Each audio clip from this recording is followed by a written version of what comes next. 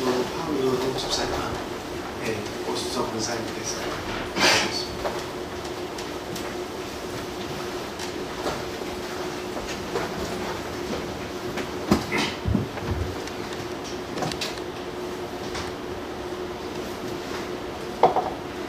사랑과 공의의 하나님, 오늘 하루를 선물해 주셔서 예배드리고 찬양할 수 있게 하시니 감사합니다. 아멘. 저희들이 무엇이간데 이렇게 구원해 주셨나요? 이제는 내가 산 것 아니요 몸 버려 피값으로 저희를 구원해 주신 주님 은혜 매일매일 감사하며 주님께 영광 돌려드리는 삶이 되게 하옵소서. 아멘. 마음이 아픈 사람 있습니까? 질병으로 고통받는 자들 있습니까? 삶의 모든 문제로 힘들어하는 자들 있으니까 마음, 감정, 의지, 영혼, 육을 예수의 피로 깨끗이 씻겨주시옵소서. 물고기가 물을 떠나 살 수 없듯이 주님 품 안에서 주님과 동행하며 나아갈 때 자유함을 누리고 참 평화를 맛보는 삶이 되리라 믿습니다. 수험생을 위해 기도합니다. 주님 주신 지혜와 건강함으로 결전의 그날까지 지치지 않게 붙들어 주시고 더욱더 주님 의지하며 나가게 하옵소서. 교회의 새싹 아동반들 그 마음속에 믿음의 싹이 무럭무럭 자라나도록 말씀의 자양분을 마음껏 받아먹으며 몸과 마음이 커가듯이 하나님을 향한 사랑과 믿음이 쑥쑥 자라나게 하옵소서. 성도님들 각 가정마다 주님의 풍성하신 사랑과 은혜를 날마다 체험하게 하옵소서. 말씀 증거하시는 목사님 외에도 성령의 능력으로 함께하사 그 입술을 주장하사 주님의 말씀만 대언하시어 선포되는 말씀 하나도 허투루 땅에 떨어지지 않고 저희들 마음속에 깊이 새겨져서 아멘으로 화답하게 하옵소서. 온전히 온 마음 다해 예배드리기를 예수님 이름으로 기도드립니다. 아멘.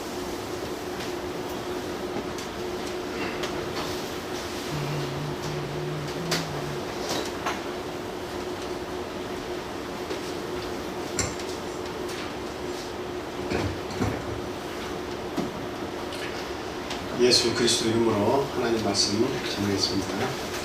오늘 제목은 하나님의 나라와 씨앗이라는 제목입니다.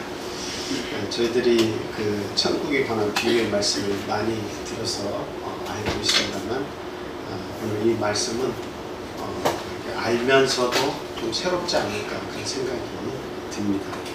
이 말씀을 통해서 저와 여러분이 하나님 주신 교훈을 얻기를 간절히 소망합니다. 여러분들이 이제 그 씨앗의 비유, 천국의 비유 이런 내용들을 이렇게 보시면 그 씨앗의 중요성에 대해서 이야기를 하고 있습니다. 그것이 가라지냐, 가라지의 씨앗이냐, 또 마귀가 뿌리고 가냐, 천사가 뿌리고 가냐, 그리고 그것은 알곡을 거둘 것이냐. 그러니까 알곡이 자라나는 거냐, 가라지가 자라나는 거냐, 이런 부분에 대해서 이야기를 해놓은 성경의 부분들이 있습니다. 그리고 또 하나는 옥토냐, 돌짝밭이냐, 아니면 엉겅퀴들이 그 햇빛을 막는 그런 땅이냐, 이런 건 역시도 그 성경에 나와 있습니다. 오늘의 본문의 말씀은 그 씨앗이 어떤 씨앗이냐 그 내용이 없고요. 그리고 또 그 마음밭이 옥토냐 아니면 돌짝밭이냐 이런 그 마음밭의 종류에 대해서도 이야기하고 있지 않습니다. 그래서 오늘 본문을 이렇게 읽어보실 때 어디에 내가 집중해서 읽어야 될 것인가 한번 나름대로 설교자가 되어서 내가 설교자라면 저런 내용을 이야기하겠다 이런 내용을 생각하면서 한번 본문을 같이 읽어보도록 하겠습니다. 우리 본문 같이 읽어보겠습니다. 마가복음 4장 같이 읽겠습니다. 시작. 또 이르시되 하나님의 나라는 사람이 씨를 땅에 뿌리와 같으니 그가 밤낮 자고 깨고 하는 중에 씨가 나서 자라되 어떻게 그리 되는지를 알지 못하느니라. 땅이 스스로 열매를 맺되 처음에는 싹이요 다음에는 이삭이요 그 다음에는 이삭의 충실한 곡식이라. 열매가 익으면 곧 낫을 대나니 이는 추수 때가 이르렀음이니라. 오늘 이 말씀은 하나의 그 씨앗이 그 자라나는 과정, 성장하는 과정에 대해서 이야기를 하고 있습니다. 그래서 추수 때가 되면 모든 것이 다 결정이 나겠죠. 그래서 가장 중요한 것은 열매입니다. 그래서 열매가 다 익으면 낫을 되겠죠. 그 추수 때가 되기 전에 이 씨앗이 어떻게 성장하는가, 이 씨앗은 뭐고 또 거기에 등장하는 그 농부는 누구고 밭은 어떤 의미인가 하는 것을 같이 생각하면서 먼저 말씀을 드리도록 하겠습니다. 먼저 고린도전서 13장 11절 말씀 한번 보겠습니다. 고린도전서 13장 11절 말씀.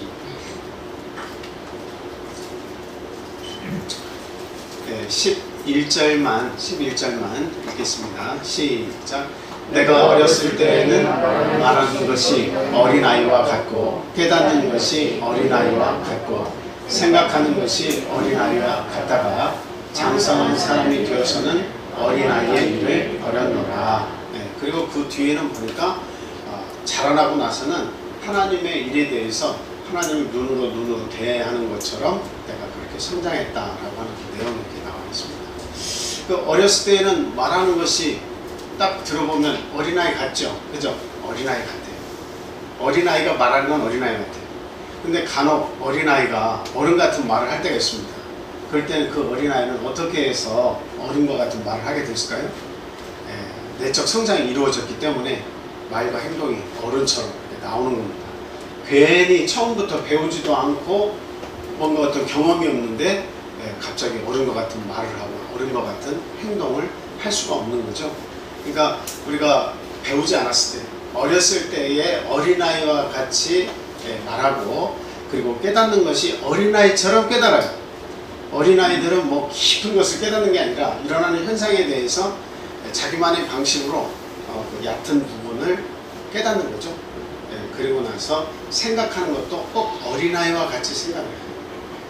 근데 제가 왜 이 첫 구절로 이 말씀을 드리냐면 우리가 신앙생활을 이렇게 하면서도 3년이 지나고 5년이 지나고 10년이 지났는데도 불구하고 어린아이의 생각을 벗어나지 못하는 경우가 있고 어린아이의 깨달음 정도에 머물러 있는 신앙인이 있을 수 있습니다. 그 말하는 것을 딱 들어보면 어린아이와 같은 투정, 어린아이와 같은 말, 어린아이와 같은 행동, 그런 것들이 벗겨지지 않는, 성장하지 않는 모습들을 우리 그리스도인들도 가지고 있을 때가 많이 있다라고 하는 거죠. 그래서 이 씨앗이 성장하는 것처럼 그리스도인들도 신앙생활을 할 때 뭐가 있어야 된다는 거예요? 성장이 있어야 한다라고 하는 거예요. 자라나야 한다라고 하는 거죠. 그래서 장성한 사람이 되고 나서는 어린아이의 것을 다 버렸다 하는 것처럼 우리 신앙인들도 내가 믿음에서 성장한 이후에는 어린아이와 같았던 생각과 깨달음과 그리고 모든 행위들, 그런 것들이 어떻게 됩니까? 다 버릴 수 있어야 된다. 그리고 어른과 같이 장성한 자와 같이 이 씨앗이 성장해서 열매 맺었을 때 나타나는 그러한 현상들이 오늘날 그리스도인들에겐 저희들에게 그런 일들이 나타나겠다 하는 겁니다. 자, 베드로후서 3장 18절 말씀 보겠습니다. 베드로후서 3장 18절 같이 읽겠습니다. 시작. 오직 우리 주 곧 구주 예수 그리스도의 은혜와 그를 아는 지식에서 자라가라. 영광이 이제와 영원한 날까지 그에게 있을지어다. 아멘. 저 말씀을 잘 보시면 예수 그리스도 은혜와 그를 아는 지식에서 자라가라 이렇게 얘기하고 있죠. 그러면 그리스도 안에서 그리스도의 은혜 가운데에서 자라나는 사람이 있는가 하면 또 어떤 사람이 있다는 거예요. 그리스도 안에서 은혜 가운데서 자라난 사람이 있는가 하면 또 예수 그리스도가 아닌 다른 데서 자라나는 사람이 있겠죠. 그래서 그리스도 밖으로 나가면 자랍니까? 자라지 못합니까? 자라나는 거예요. 그리스도 안에서만 자라나는 게 아니라 그리스도 밖에서도 자라납니다. 근데 문제는 뭐예요? 그리스도 안에서 자라날 때는 그 영원한 생명력을 품고 자라나지만 그러나 그리스도 밖에서 내가 성장하고 자랑하고 야 내가 나이가 50에 이런 것을 깨닫다니 내가 나이 60에 벌써 이런 것들을 내가 만들 수 있다니, 내가 나이 70에 이러한 어떤 원리를 깨달을 수 있다니, 뭐 세상에서도 많은 지식이 있고 지혜가 있고 우리가 추구하는 바가 있지 않습니까? 그래서 그리스도 밖에서도 자라나긴 자라나요. 그러나 그 자라나는 것은 다 뭐겠습니까? 그것은 이 생의 자랑입니다. 이 세상에서의 자랑. 그거 아무것도 아닌데, 결과적으로 내가 세상 떠날 때는 내가 얼마나 애지중지하면서 뭘 배워가지고 내가 여기 경지에 이르렀다 하는 것이, 살아있는 동안은 대단할지 모르지만 막상 떠나고 나면 그 다음 때, 자식 때부터 그것을 귀중하게 보지 않아요. 제가 한번 그 분재를 좋아해서 분재원을 이렇게 자주 찾아가거든요. 분재원의 그 주인하고 이야기하다 보면 그 분재원에서 그 사장님이 이 수백 개, 어떨 때는 뭐 1000개도 넘는 그 분재를 관리를 하면서 이 사업을 내 자식에게 전수하려고, 물려주려고 그렇게 노력해도 자식들은 절대로 아버지같이 매여서 이렇게는 안 살겠다고 한다. 사실 이게 돈으로 치면 이게 수십억의 가치가 있다. 그런데도 그걸 안 하려고 한다. 이렇게 얘기를 하더라고요. 대부분이 아버지가 하는 일을 나는 물려받기 싫다. 이렇게 얘기를 한다고 합니다. 왜? 거기에 얽매여 있어서 새벽 일찍부터 일어나서 그 1000개가 넘는 그 분재에다가 일일이 다 물을 주고, 때가 되면 어떻게 돼요? 다 가지치기도 해줘야 되고, 때가 되면 분갈이도 해줘야 되고, 때가 되면 거기에다가 그 영양식도 이렇게 영양이 되는 그런 것들도 다 넣어줘야 되고, 그리고 자른 데에는 껌 같은 걸로 그것을 막아가지고 상처를 치유해줘야 되고, 그게 보통 손이 가는 게 아니래요. 그러니까 묘목을 키워서 분으로 옮기고 또 분갈이를 해가면서 그것을 키워서 수형을 잘 잡아가지고 그걸 좋아하는 사람들 손에 팔리기까지 그 과정이 너무 수고스럽고 너무 밤잠을 못 잔다. 눈 오는 날, 비 오는 날, 비닐하우스가 어떻게 무너질까, 찢어질까, 그거 가지라도 하나 딱 이렇게 부러지잖아요. 그럼 수형이 약간 틀어지거나 모양이 안 나면 가격이 절반 밑으로 뚝 떨어집니다. 저도 한동안 미쳤을 때는 그 정말 소나무 아주 멋진 모양이 380만 원인가 하는 그런 게 있었어요. 그런데 마음의 소원이 저걸 하나 가졌으면 그냥 소원이 없겠다 생각하고 그 분재원을 항상 지나갈 때마다 거기 들려서 그걸 보고 했는데, 어느 날 겨울에 그 분재원이 눈이 막 엄청 와가지고 폭삭 무너져 버렸어요. 가운데가 폭 꺼졌어요, 전체적으로. 그 사장님에게는 굉장히 불행한 일이지만 저에게는 굉장히 참 의미 있는 날처럼 여겨졌습니다. 드디어 이런 일이 있으니까 분재 하나 사도 가격이 좀 많이 떨어지겠구나. 그렇게 생각하고 사장님께 참 안 됐습니다. 어떻게 이런 일이 있었습니까? 좀 더 방비를 잘 하셨으면 좋았을 텐데 하고 참 인사를 하고 나서 그 소나무를 찾았더니 아니나 다를까 소나무의 중요한 가지가 또 부러졌어요.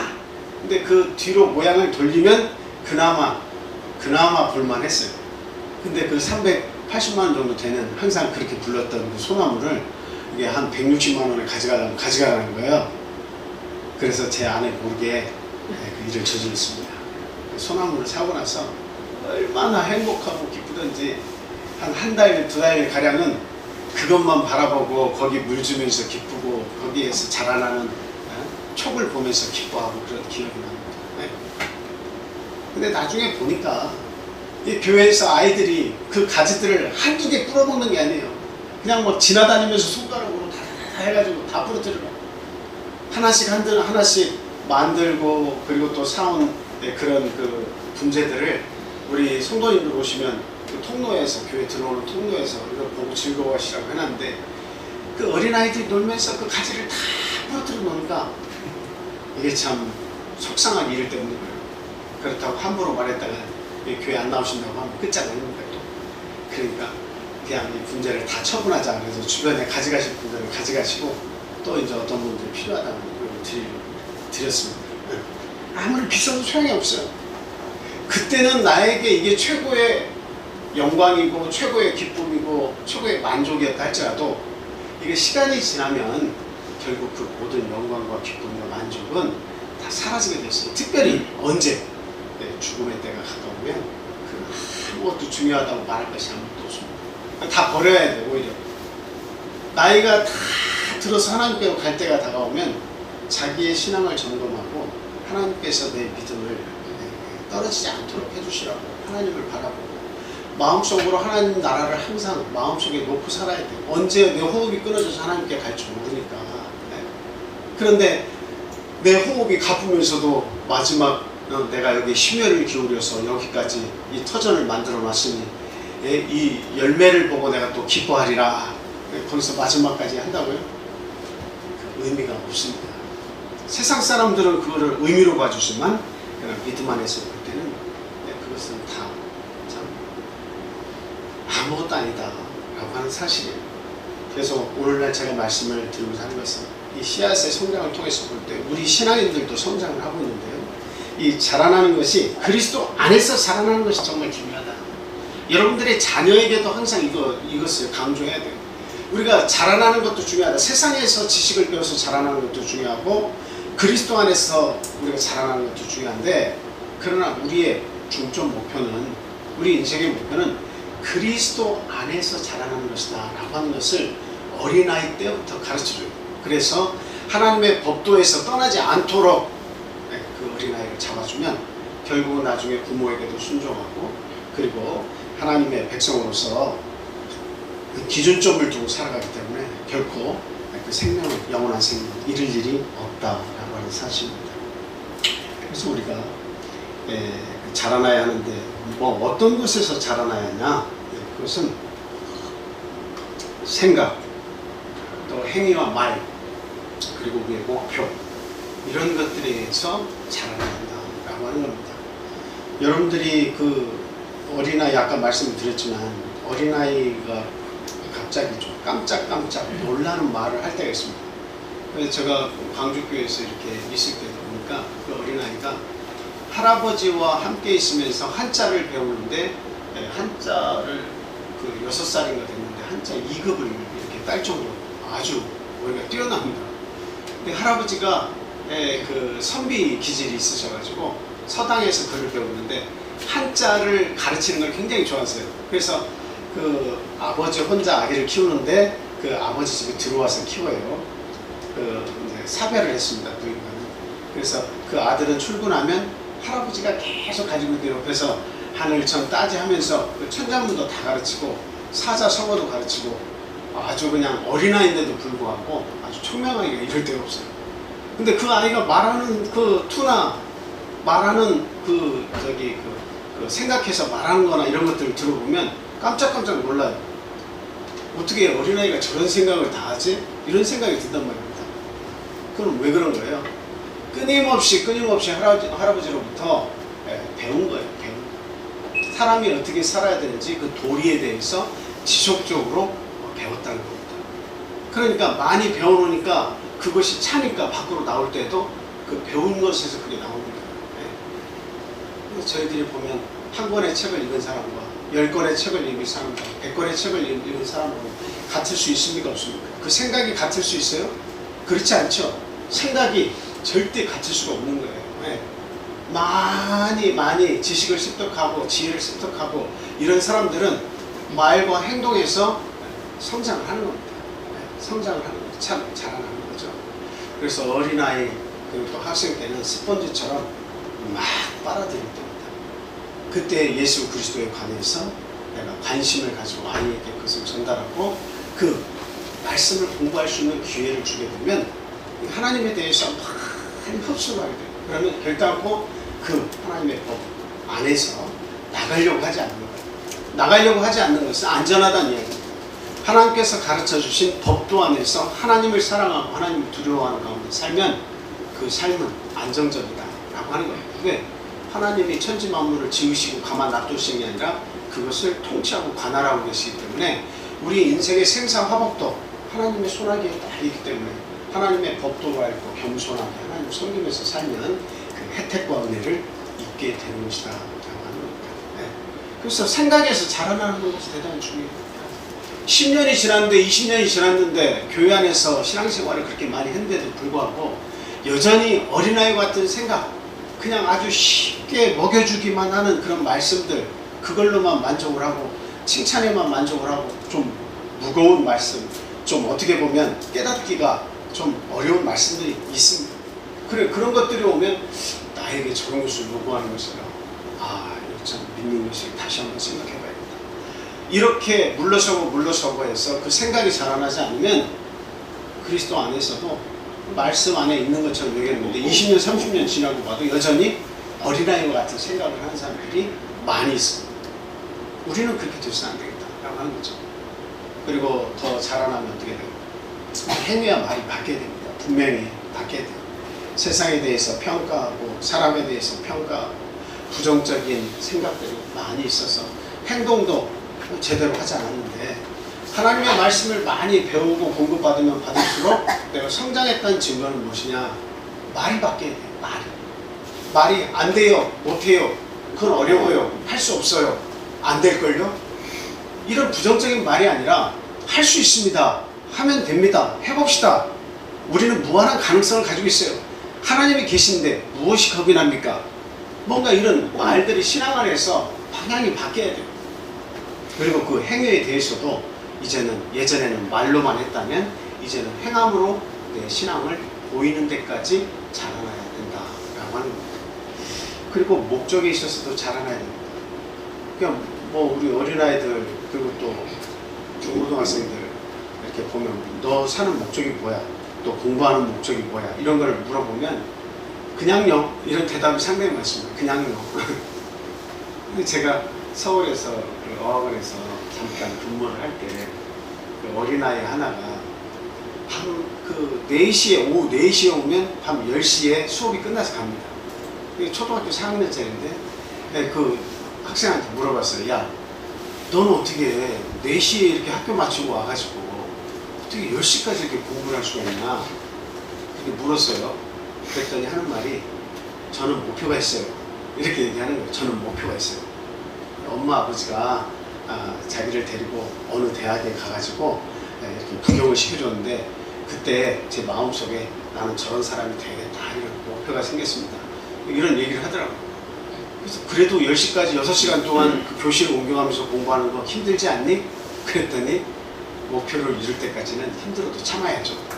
나도 남자아이가 땅땅해가지고 책을 얼마나 읽는지 모르지만 돋보기 한 게 두꺼운 걸 써가지고는 자기에게는 인생의 목표가 있다고 얘기할 때 아 참 나는 어떤 인생의 목표를 가지고 사는가 정말 부끄럽다. 나는 분명한 목표가 도대체 뭐냐 이 생각을 했어요.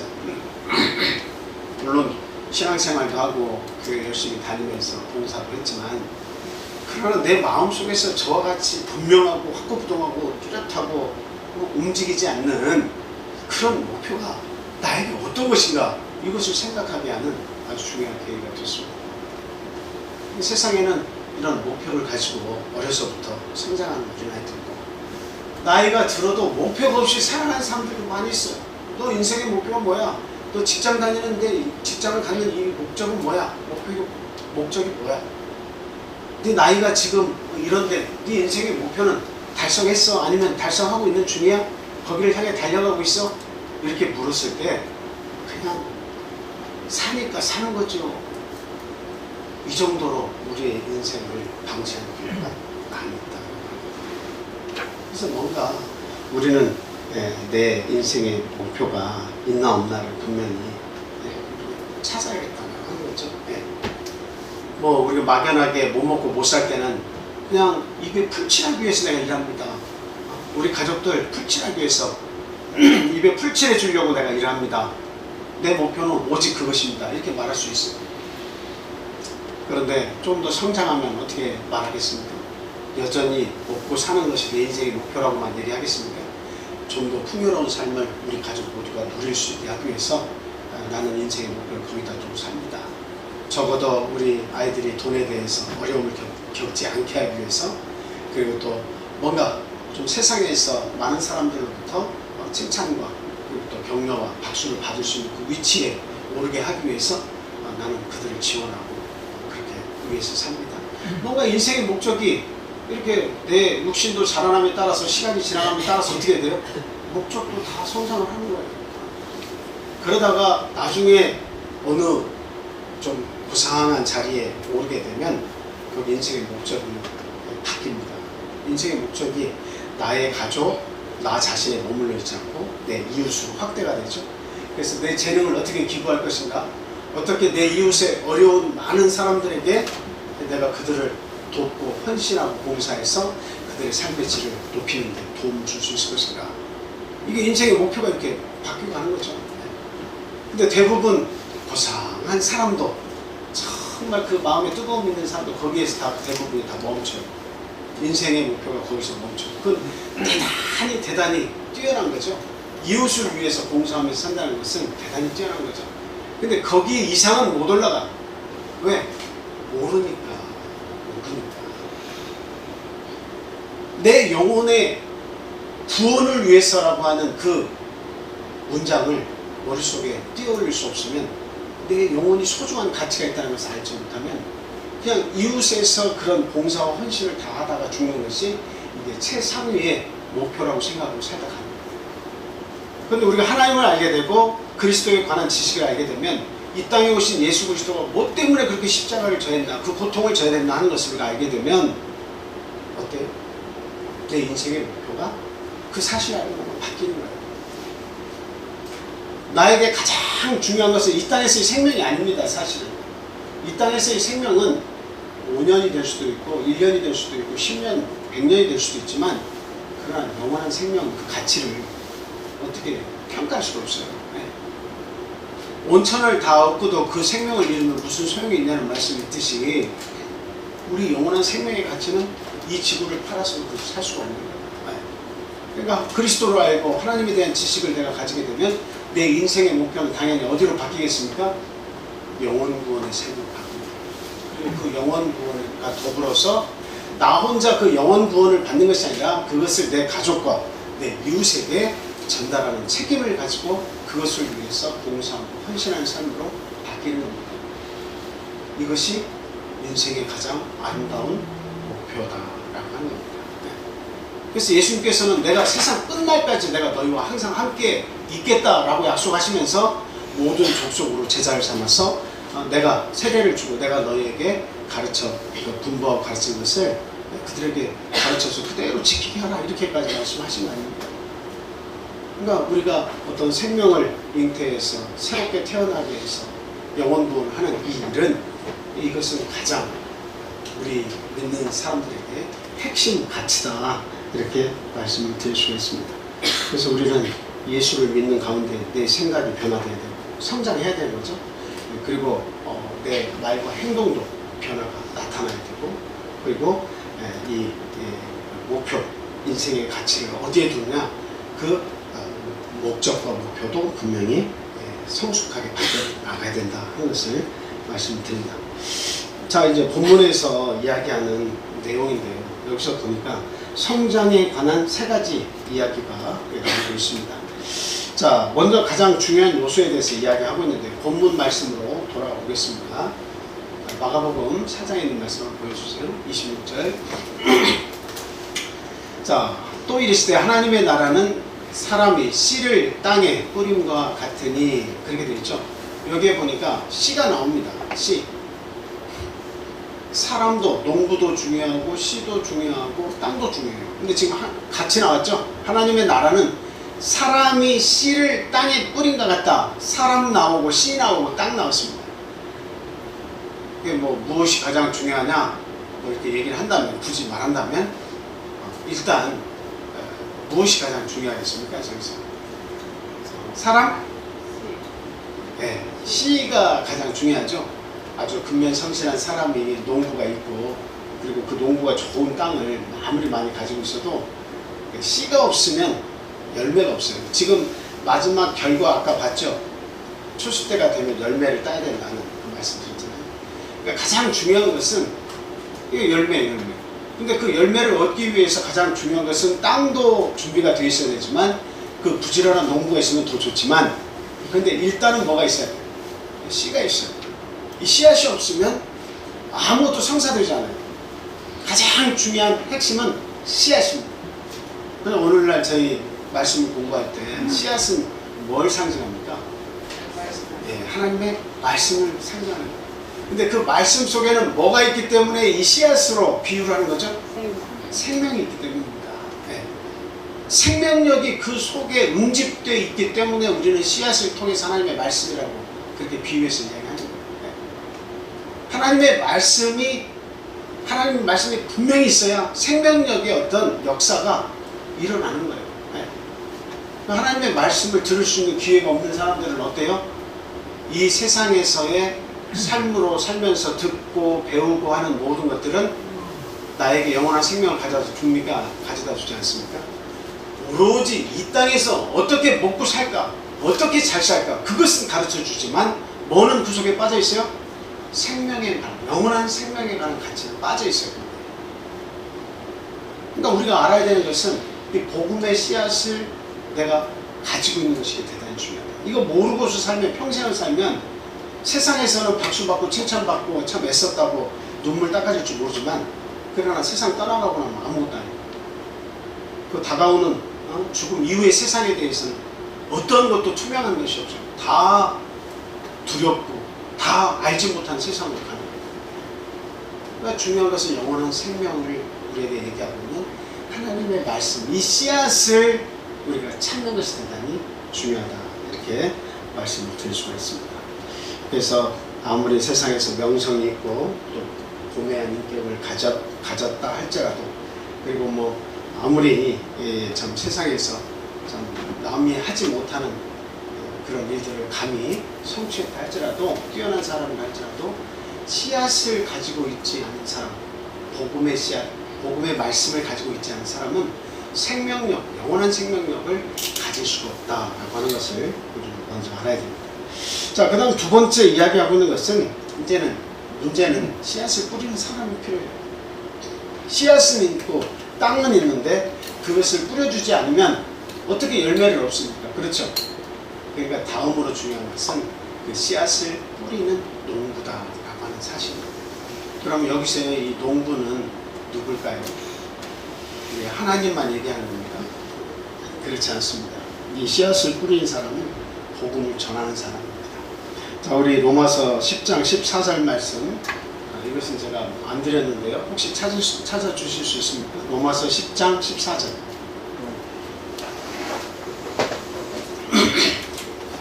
로마서 10장 14절입니다.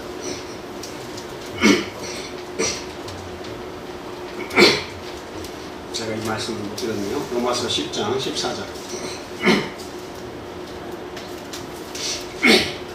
자, 우리 한번 같이 읽어보도록 하겠습니다.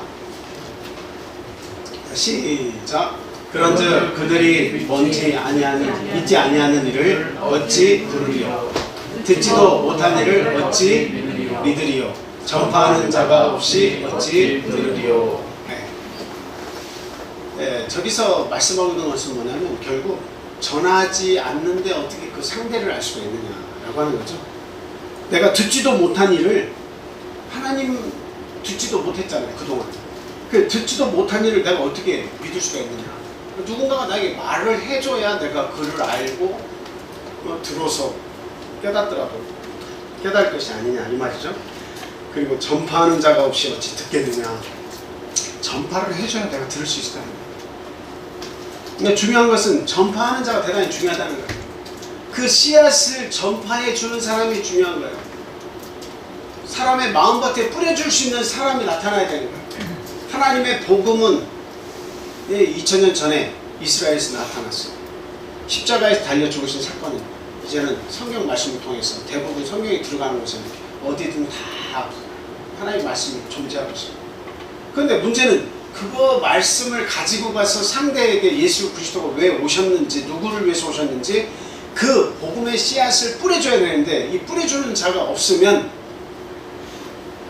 그 상대가 어떻게 그 대상을 알고 믿을 수가 있겠느냐? 못 믿죠. 그러니까 우리가 감사해야 되는 것은, 하나님의 말씀이 어떤 경로를 통해서든 그 씨앗이 나에게 떨어졌다라고 하는 사람은 감사해요. 분명히 씨앗을 아예 받지 못한 사람과는 분명한 차이가 있습니다. 어떻게든 차이가 있어요. 그 믿음의 크기가 쑥 자라나지 않았다 할지라도 하나님을 안 사람은 하나님을 모르는 사람과 분명한 차이가 있습니다. 내세에 대한 그 소망도 작을 수도 있지만 분명히 가지고 있습니다. 하나님께 대한 두려움도 있습니다. 그러니까 이게 그 누군가가 나에게 복음의 씨앗을 던져줘서 그것을 내가 알게 되는 거예요. 이게 얼마나 중요합니까? 근데 이 전달자가 없다고 하면 이거 아무리 좋은 생명을 가진 씨앗이라 할지라도 열매를 맺기가 상당히 어렵습니다. 자, 에스겔서 3장 17절에서 19절까지 보겠습니다. 에스겔서 3장 17절에서 19절. 시작. 인자야, 내가 너를 이스라엘 족속의 파수꾼으로 세웠으니 너는 내 입에 말을 듣고 나를 대신하여 그들을 깨우치라. 가령 내가 악인에게 말하기를 너는 꼭 죽으리라 할 때에 내가 깨우치지 아니하거나 말로 악인에게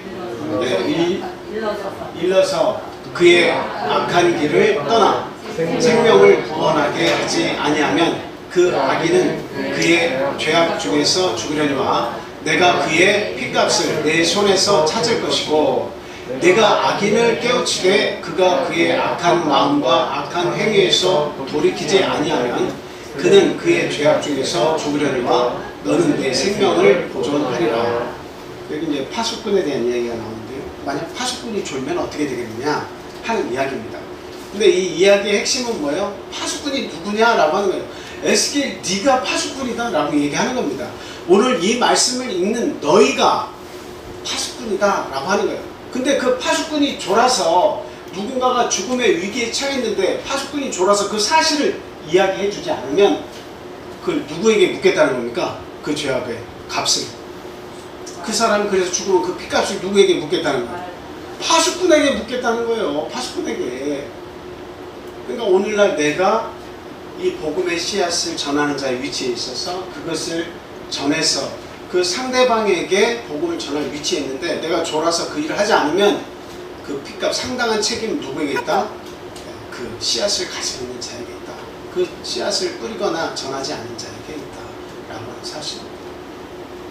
그런데 만약에 그 사람들이 있는데 내가 졸지 않고 적이 들어오는 것을 알아서 그 사람들이 죽을 뻔한 위기가 있어가지고 내가 나팔을 불어서 그들을 깨웠는데도 불구하고 그것은 복음의 씨앗을 전하는데도 불구하고 받지를 않아. 믿지를 않아. 그래서 적들이 와서 그들을 죽였어.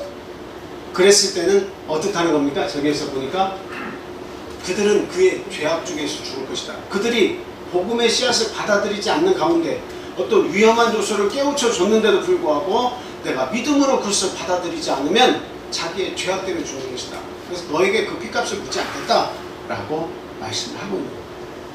근데 전도가 굉장히 중요하다는 것이죠. 내가 할 수 있는데 하지 않는다. 내가 그 할 수 있는 위치에 있는데 그것을 하지 않는 것은 그만큼 책임이 있다라고 하는 사실입니다.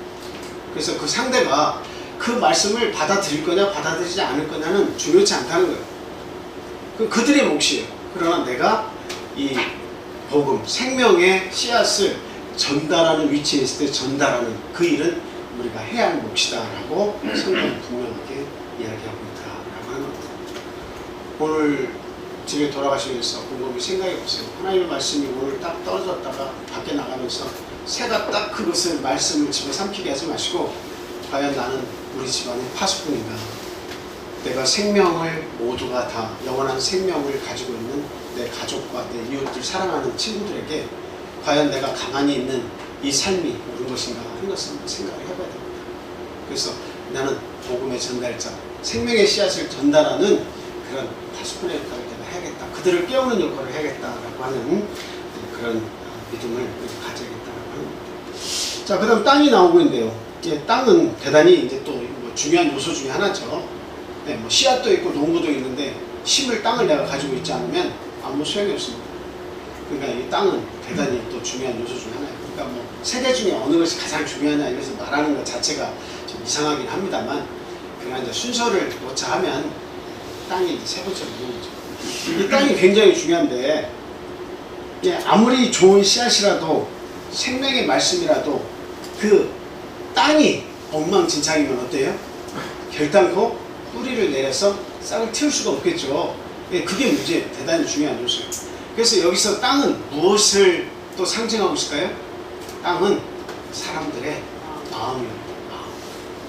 마음밭이에요. 마음밭이 여러 가지 그냥 잡다한 돌들로 가득 차 있어요.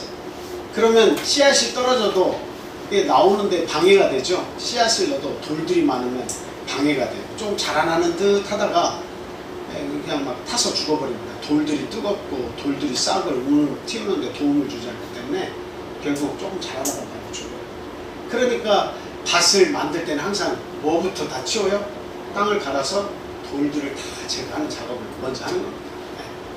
그 다음에 이제 가시덤불 같은 것이 이렇게 막 여기저기 있고 풀들이 막 자라나는 곳에 씨를 뿌립니까?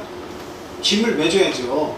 김을 매주고, 그리고 거기에 있는 덤불 같은 거 이런 것들을 다 제거해 줘야만 여기다 씨앗을 뿌리면 잘 크는 겁니다. 그러니까 마음밭 중에 가장 좋은 마음밭은 뭐예요? 여러 가지 하나님의 말씀이 자라나서 이렇게 올라오는 것을 막는 그런 것들이 없는 것. 그 마음밭이 아주 맞다. 마음밭이 아주 좋은 마음밭이에요. 그 마음밭은 참 희한하게도 하나님의 말씀에 생명력 있는 말씀을 이렇게 들려주면 그것을 그냥 풀어버립니다. 그걸 믿어버려요. 그것을 제가 항상 반복적으로 얘기하지만 우찌무라 간주라는 신학자가 한 이야기가 믿어지는 게 은혜고 믿어지지 않는 게 저주라고 말씀드리잖아요. 근데 이 옥토는 누가 그걸 교육시키지 않았는데도 하나님의 말씀을 던져주면 그것을 옳거니 하고 딱 품어버린다 이 말이에요. 그런 마음밭이 있어요. 사람마다 달라요. 근데 어떤 마음밭에는 이 씨앗을, 하나님의 복음의 씨앗을, 생명의 있는 걸 막 뿌려줘도 그냥 이게 품는 게 아니라 그냥 그 위에 딱 떨어져 가지고는 절대로 그 씨앗 뿌리를 못 내려. 땅이 민질민질해져가지고 사람들이 너무나 밟고 다니는 그런 오솔길, 그런 민질민질한 그런 땅처럼 돼가지고 뺀질뺀질해서 딱딱해져가지고 바위보다 더 딱딱해. 틈을 줘가지고 뭐 이렇게 뿌리를 내려야 돼. 못 내려. 그러니까 공중에서 마귀 새들이 이렇게 보면서 씨앗이 있구나, 복음의 씨앗이 떨어졌구나 하고 와가지고 얼른 집어가. 그런 마음밭도 있어요.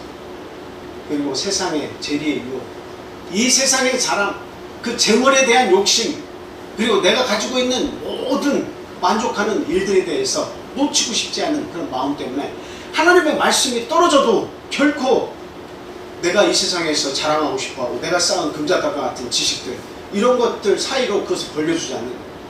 그게 바위고 그게 돌이고 그게 덤불인데도 불구하고 하나님의 말씀을 받기에 너무나 자기의 지식이 충만해서 바위가 되고 덤불이 되고 이런 풀이 돼가지고 하나님의 말씀을 못 자라나게 하는 것들이 마음에 가득한데, 하나님의 말씀을 아무리 그런 마음에 들려준다 한들 어떻게 옥토가 되겠냐.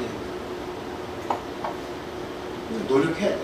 하나님의 말씀을 하루 사이에, 뭐 한 달 사이에, 1년 사이에 내 마음밭이 바뀌어가지고 금방 그것을 옥토가 돼서 받아들일 수 있는 사람은 거의 없어요. 은혜죠. 정말 은혜 중에 은혜죠. 그런 사람 노력을 해야 된다. 돌멩이를 자꾸 벗어 던져야 돼요. 이 세상 마지막이 20년 30년 뒤에 오고 있는데 그에 대한 준비를 하지 않는다는 것은 이 세상에서 마지막까지도 내가 그냥 한번 한탕으로 한번 어떻게 살아보리라 이렇게 살아서는 안 된다는 거죠. 전에 한번 그런 얘기 드렸죠. 일산 호수공원에 가면 빨간 립스틱을 하고 기다리는 할머니들이 많이 있다고. 예전에 신문에 난 이야기가 아주 이쁜 할머니가 홀로 되셔서 산지가 과부로 오랜 세월을 사셨는데 거기서 아주 멋쟁이 신사 할아버지를 만난 거예요. 근데 그 할아버지는 돈이 대단히 많아요. 아주 어마어마한 부자예요. 근데 마지막에 그분하고 만나서 이야기도 하고 음료수도 한 잔 서로 사주고 하고 이야기도 하다 보니까 마음이 너무 편안하고 위로가 돼요. 자식들은 절대 위로가 안 돼. 내가 가지고 있는 재물도 절대 위로가 안 돼. 있어봤자요. 그래서 자식들에게 일부 다 재산을 분할해주고 이제는 편안하게 나 혼자 그냥 살자, 여행이나 한번 살자 그랬는데 그때 이 말이 통하는 할머니를 만나서 얼마나 큰 위로가 됐는지 몰라요.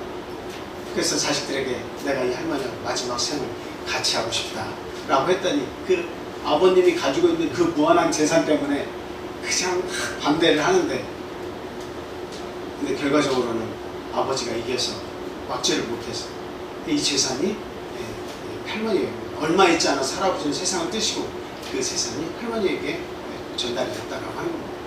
그 사실을 모를 리가 없겠죠. 많은 나이 든 분들이 그 사실 알고 일산 호수공원에는 아주 대낮부터 아주 이쁘게 립스틱을 바른 할머니들이 아주 멋진 신사 할아버지를 찾기 위해서 돈이 많은 신사 할아버지를 찾기 위해서 그렇게 기다리고 있다. 그런 이야기가 무수개 이야기처럼 나온다. 나이가 70대고 80대고 이제 하나님께서 부르신 나이가 되면 내 인생을 정리하는 것이 대단히 중요합니다. 그 뒤로부터 사는 것은 하나님께서 덤으로 주시는 거예요. 지금도 우리가 덤으로 주는 인생을 사는 거예요. 저도 저 학생 때 2번이나 물에 빠져서 죽을 뻔했어요. MT1 그 대학생 형 누나들이 저를 도와주지 않았다면 저는 물속에서 수장돼서 이미 죽을 목숨이 바다에서도 한번 죽을 뻔했어요. 민물에서 죽을 뻔하고 바다에서도 죽을 뻔하고 하나님의 은혜예요. 하나님께서 지금 살려줘서 제가 지금 사는 겁니다. 영양 실조를 6학년 때 열이 40도 넘어서 다 죽는다고 했어요. 살아있어요. 하나님의 은혜입니다. 그러니까 덤으로 주신 삶을 우리가 지금 살고 있는 거예요. 내가 60, 70까지 잘 살아온 것도 이것도 하나님의 은혜지만 나머지의 인생을 사는 거 덤으로 산다라고 생각을 하셔야 돼요. 과연 하나님께서 주신 이와 같은 덤으로 사는 인생 속에서 나의 인생의 자랑이 재물이 되어서 되겠느냐 하는 거예요. 나의 어떤 취미생활, 마지막까지 그 취미생활을 못 버려서 솔방울 주스러 다니고 바닷가에 조개 주스러 다니고 어떤 작품 활동을 한다. 이거 대단히 중요해요. 취미 활동을 하지 말라는 이야기 아니에요. 취미 활동을 하되 뭐 없이 나의 미래에 대한 대책 없이 내 생명에 대한 말씀을 품지 않고 막연하게 내 육신의 자랑을 위해서 그런 취미생활을 하는 것은 결국 바람직하지 않다라고 하는 거예요. 신앙이 있고 취미생활도 하는 거지 하나님도 있고 취미생활 하는 거지 하나님 없이 취미생활 하는 것은 얼마나 불안합니까? 얼마나 두려운 일입니까? 내 인생을 이 세상에만 맡기고 죽음이 오면 옳테라지 이렇게 하고 사는 것이 얼마나 그게 참 불안한 생각이에요. 근데 세상에 많은 사람들은 그렇게 살아간다는 거예요. 저와 우리 성도님들은 목토를 준비하시기 바랍니다. 하나님의 말씀을 던져줄 때 옳거니 아멘 하시고 그 말씀의 뜻이 무엇인지를 깊이 생각할 수 있는 그 생각도 자라나야 되겠어요. 그리고 나의 인생의 목표가 이 세상에서 내 자녀들이 잘 되는 거 보는 게 내 인생의 목표라고 생각해서 안 돼요. 그건 고상하지도 않아요. 가장 고상한 것은 내 자녀들이 믿음 안에서 살도록 하는 거예요. 내가 믿음 안에서 살고 내 자녀들을 믿음 안에서 양육하는 것, 그게 우리의 가장 고상한 인생의 목표다, 목적이다라고 하는 것을 결코 간과해서는 안 된다라고 하는 거예요. 오늘 본문 말씀에서도 그렇게 얘기합니다. 이 밭에는 신비로운 사실들이 있다. 신비로운 역사가 있다라고 하는 거죠. 뭐냐? 일단 뿌리면 생명이 출시한다는 거죠. 생명이 태어난다는 거죠. 그리고 뭔가 농부가 부지런함이 좀 덜 떨어진 사람이 그 씨앗을 뿌렸건 어떨건 자라난다는 거예요. 자라난다. 그리고 때가 되면 자라나서 조그만 열매, 볼품없는 열매를 맺던 좋은 열매를 맺던 그게 섞여있던 열매를 맺는다는 거예요. 그리고 죽음이 오죠. 겨울이 되면 다 가을부터 죽음이 오죠. 그리고 죽었는 줄 알았더니 다음에 보니까 또 다시 살아나는 생명의 부활이 있습니다. 이런 내용들은 하나님께서 하시는 일이죠. 우리에게 보여주시는 일들입니다. 이 말씀을 보면 내가 모르는 사이에 하나님의 경륜, 하나님께서 일하시는 것은 계속된다라고 하는 거예요. 어떨 때는 하나님의 말씀을 전달했는데 그 사람이 자라나는 것 같지 않아가지고 불안한 때가 너무 많습니다. 내가 이 사람에게 공들이고 이 사람에게 말씀을 전달해서 생명의 씨앗을 줬는데 아이고 그냥 답답할 정도로 그 말씀을 받지 않으려고 그거는 막 돌밭에다가 가시덤불로 가득 차 있어가지고 세상에 관한 것으로 지식으로 가득 차서 하나님의 말씀이 들어가지 않는다 해서 가슴을 칠 때가 있습니다. 근데 그러는 가중에도 이상하게 잘하는 사람은 자라요. 반드시 하나님께서 구원할 자는 그 속에서 자라납니다. 여기서 보니까 어떨 때 저가 밤낮 자고 깨고 하는 중에 농부는 씨앗을 뿌려놓고 그 다음에는 이제 자기도 하고 뭐 김도 매주기도 때에 따라 매주기도 합니다만 주로 하는 일은 잠잤다가 일어나서 깨어서 돌아다니고 뭐 이런 일을 하는 거예요. 이제 심어놨습니다. 근데 본문 말씀을 보니까 저가 밤낮 자고 깨고 하는 중에 무의식 중에 하나님의 역사가 말씀을 받은 그 마음 같아서 역사가 일어난다는 거예요. 역사가 일어난다. 저기 2층에 카페에 보면 그 청년들이 사다 놓은 하나의 그 잎이 넓적한 나무가 있습니다. 근데 그 나무가 있는데 처음에 잎사귀가 4장이었어요. 4장. 그 4장인데 좀처럼 시간이 지나도 이게 자라나잖아요.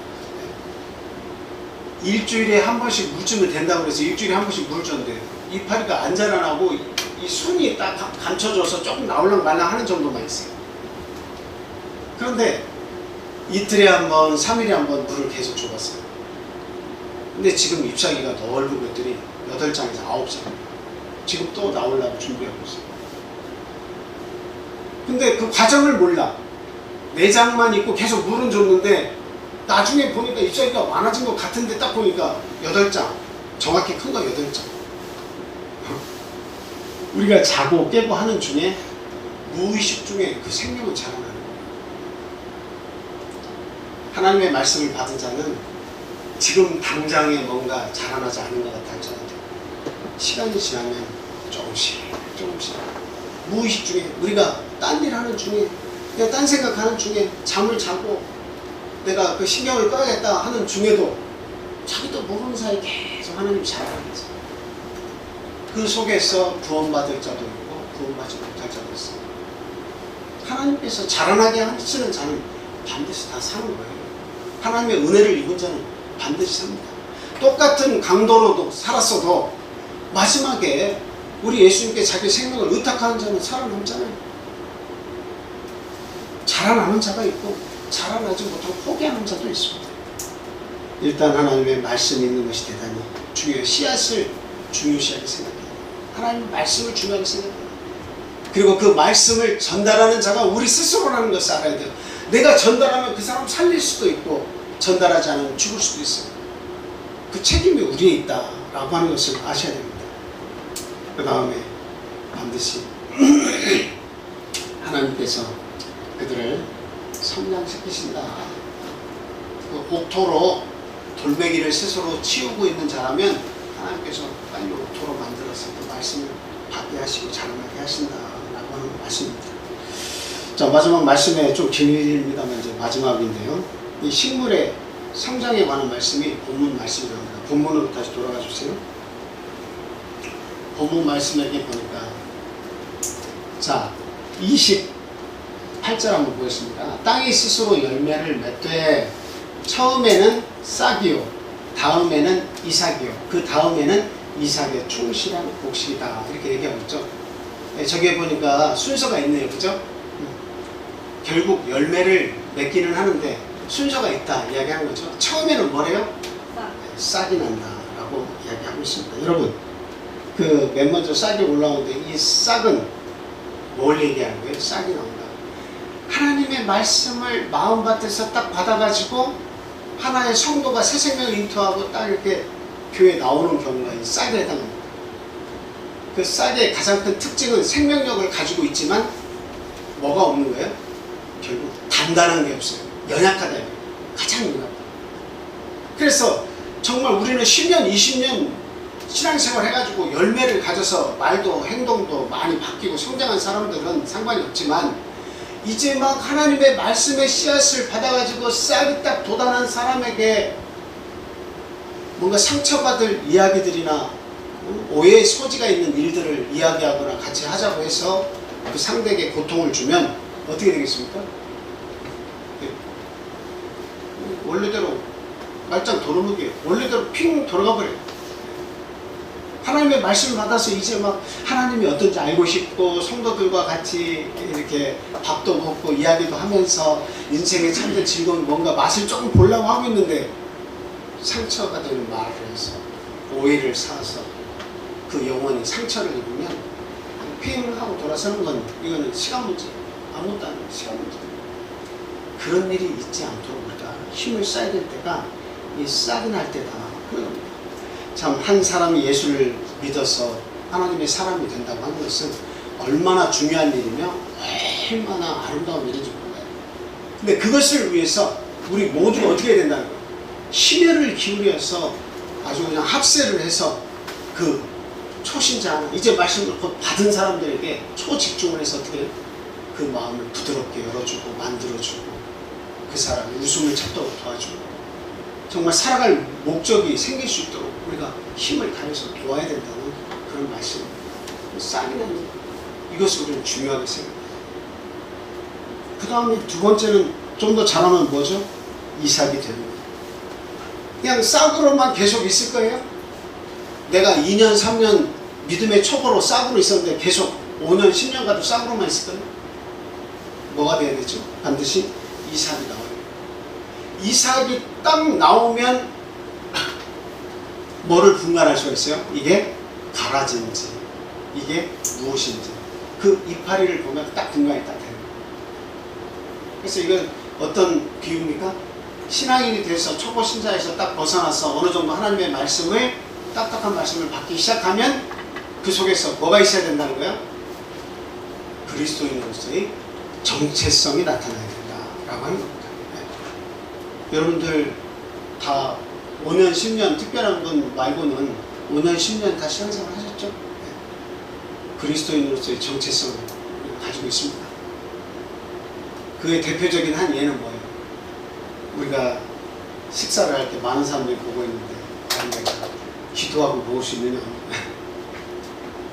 이게 알고 보면 굉장히 어려운 일이에요.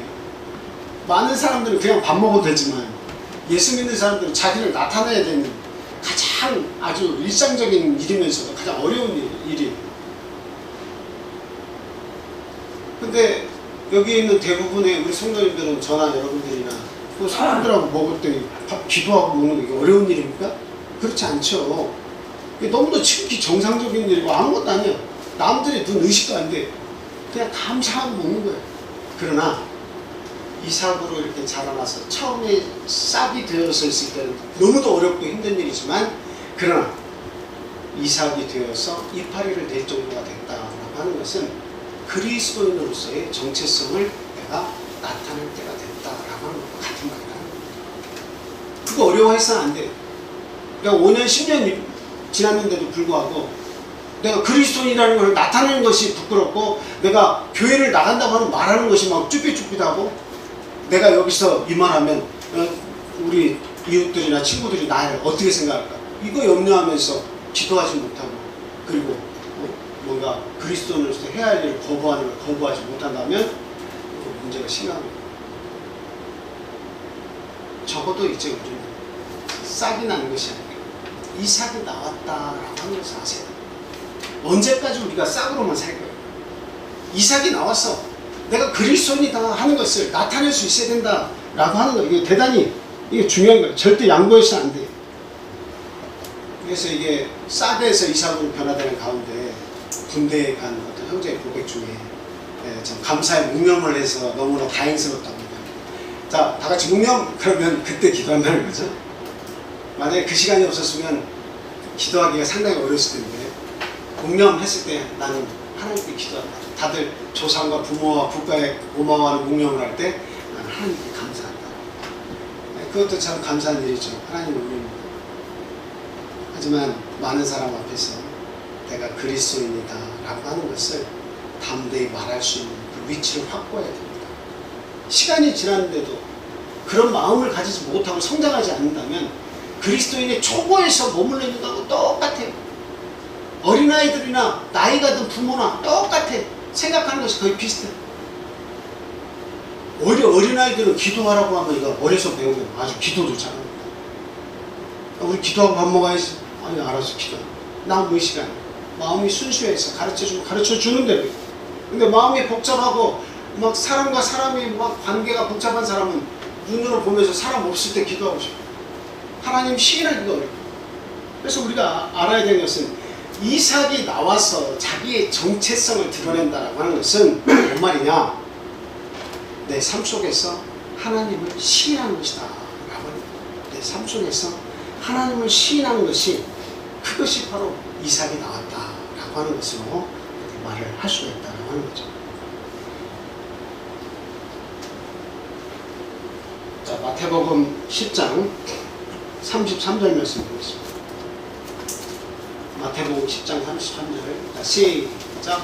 누구든지 사람 앞에서 나를 부인하면 나도 하늘에 계신 내 아버지 앞에서 그를 부인하리라. 그렇지만 저 반대되는 내용은 뭘까요? 누구든지 사람 앞에서 나를 시인하면 나도 하늘에 계신 내 아버지 앞에서 어떻게 한다는 거예요? 그를 시인하겠다, 그 말씀이죠. 시인하겠다. 나를 부인하면 나도 부인하지만 어떤 상황에서라도 네가 그리스도인의 정체성을 드러내면 나도 너를 시인해 주겠다. 어떤 환난과 어려움 가운데서 네가 나를 부를 때 내가 급속도로 빠르게 네 옆에 와서 너를 구원하겠다. 베드로가 그 게네사렛 호수 갈릴리 바다에서 빠져갈 때 주여 나를 구원하소서 할 때 어째 네가 나를 의심하였느냐 하면서 팔을 딱 잡아가지고 빠져가는 베드로를 건져내셨죠. 하나님은 항상 옆에 계십니다. 하나님을 시인해서 거기까지 걸어왔잖아. 베드로 물 위를 걸어왔잖아. 그런 믿음이 있을 때 하나님은 떠나시지 않습니다. 항상 그 곁에 계십니다. 하나님은 시인하는 자를 시인해 주시고 나를 부인하고 나를 모른다 하고 나를 이렇게 겸연쩍어 하면 하나님께서 겸연쩍어 하시고 복권치 하신다. 부인하신다. 무서운 말씀이죠. 이삭 다음에 뭡니까? 충실한 곡식입니다. 싹이 나왔다가 촉이죠. 촉이 나오고 싹이 나왔다가 이삭이 이래 나오고 그 다음에는 아주 충실한 곡식으로 성장한다 이렇게 얘기하고 있죠. 이건 뭘 얘기하는 거예요? 충실한 곡식으로 성장한다라고 하는 것은 감을 보면 알 수 있습니다. 여러분 그 감이 그 색깔로 우리에게 이야기하는 게 있어요. 아주 녹색으로 푸른 그 감은 우리에게 뭐라고 하고 있을까요? 빨리 따먹으라고요? 그러면 날 절대로 따지 마십시오 라고 하는 거죠. 그 초록색으로 알려주는 거예요. 날 절대 지금 따시면 안 됩니다. 근데 그것이 아주 그냥 탐스럽게 빨갛게 홍시가 되거나 단감이 이렇게 좀 좋은 빛으로 아주 이쁘게 딱 변화되면 그 감이 하는 말이 있어요. 뭐라고 얘기할까요? 나를 따서 잡수십시오 이렇게 얘기하는 거예요. 네. 여기서 충실한 곡식의 의미는 뭘까요? 우리 성도님들이 충실한 곡식이죠. 충실한 곡식이 딱 되면 우리에게서 나오는 말이 있다는 거예요. 그게 뭔 말일까요? 나를 따서 잡수세요 라고 해야 됩니다. 우리가 하나님 앞에서 할 수 있는 말은 뭐예요? 하나님 저를 사용해 주십시오. 하나님 나를 필요한 곳에 보내주십시오. 하나님께서 내 가정에 나를 보내셨으면 말씀을 깨달은 내가, 생각도 성장하고 행위와 말도 성장한 내가, 우리 집안에 나를 보내셨으면 하나님 나를 이들을 구원하는 도구로 써 잡수세요가 아니고 써주세요 하고 나를 내보내는 거죠. 나를 드리는 거예요. 나를 드리는 거예요. 이게 충실한 곡식으로 성장하는 것을 이야기합니다. 네?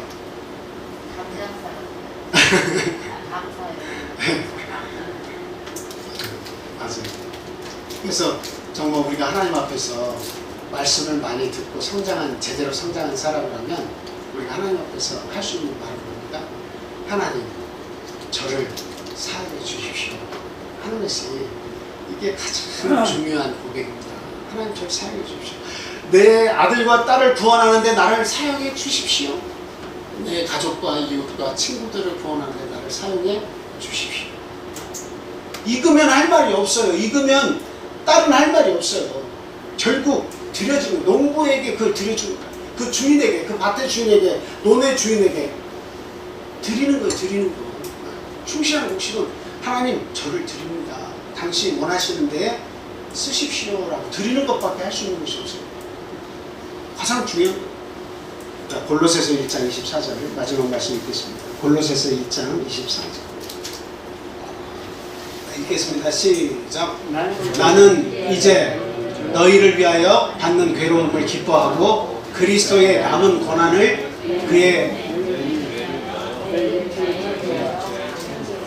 그의 몸된 교회를 위하여 내 육체에 채우노라 이렇게 얘기했죠. 그건 뭐예요?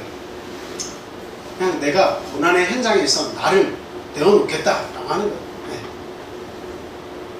너희를 위해서는, 성도를 위해서 이 말이죠. 성도를 위해서 받는 괴로움을 오히려 기뻐하는 거예요. 예수님께서 하실 일은 뭐예요? 원래 뭐예요? 온 천하를 구원하는 거죠. 모든 사람 족속으로 삼아서 구원하는 거죠. 만약에 예수님께서 하실 일이 있다면 그것을 위해서 고난을 받으셨을 텐데, 그 그리스도의 예수님이라만 하셔야 하고 하실 일인 그 남은 고난을 내가 이제는 대신, 예수님 떠나셨지만 이제는 내가 예수님의 자리에 가서 내가 그 일을 하겠다라고 하는 겁니다. 내 육체의 그 고난을 채우겠다. 예수님께서 하시던 일을 내가 대신하겠다. 왜? 바울사도는 익었으니까. 아주 충실한 곡식으로 잘 익었으니까 가능한 거예요. 저와 여러분들이 충실한 곡식으로 잘 성장하길 바랍니다. 그리스도 안에서 특별히 성장하기를 바랍니다. 그리고 여러분들을 통해서 여러분들의 자녀가 구원 얻기를 바랍니다. 여러분의 가족과 여러분의 이웃과 여러분이 사랑하는 그런 친구들이 여러분의 말 한마디 씨앗을 던진 것에 의해서 그 영혼이 구원받기를 바랍니다. 앞으로 우리의 삶은 얼마 남지 않았어요. 10년, 20년 금방 지나갑니다. 우리가 일할지 못할 때가 곧 다가옵니다.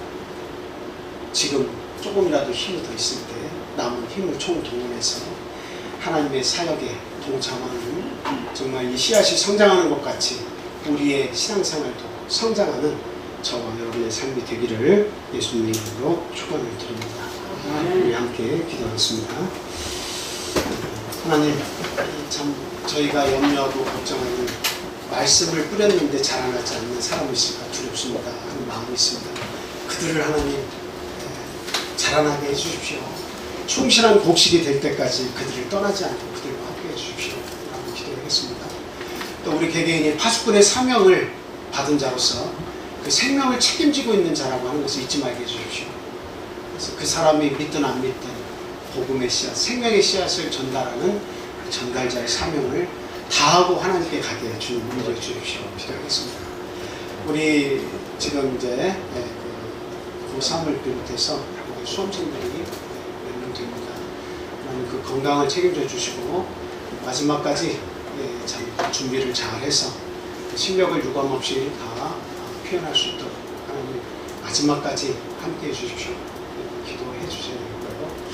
우리 어린아이 등 가정을 또 연로하신 우리 집사님들과 연로하신 우리 부모님들 하나님 그 육신만 보호해 주신 것이 아니라 그 영혼을 불쌍히 여겨주시고 구원의 길을 가르쳐 주십시오. 함께 기도하겠습니다.